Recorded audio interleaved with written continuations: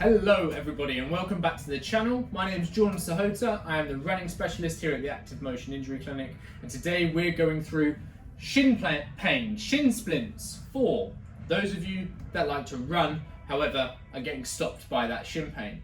So otherwise known as medial tibial stress syndrome. We've got 3 tips for you. 2 are strength exercises and 1 thing we like to discuss with our running related patients that suffer with shin pain. So let's get straight into it. The first exercise is going to build the muscular endurance and the capability to run further for longer without that shin pain coming on. And the way we do that is get it to do an isometric contraction.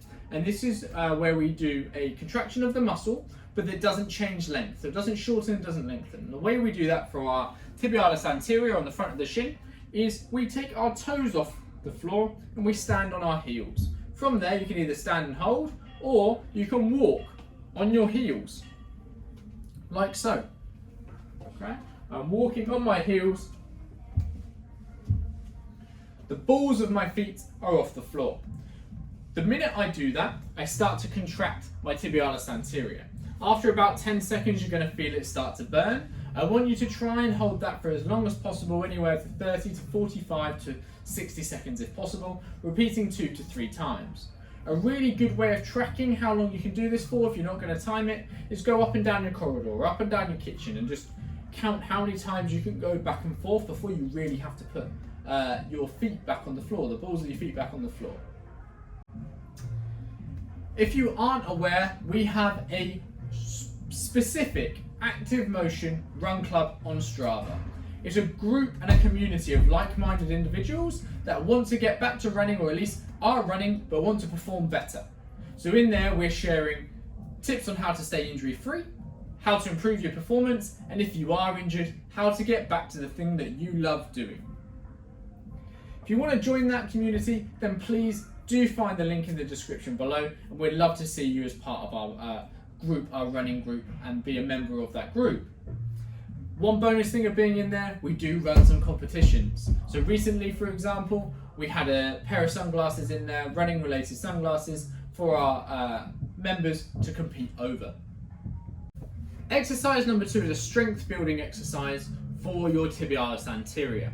And this is going to build up the muscular strength, the capability to deal with load and the demands you're putting on it. It's a bit different to the one before, which was more based on endurance. This is to build the physical strength of that muscle. You can do this one of 2 ways. The way in which we're going to show you to do this exercise is with a band.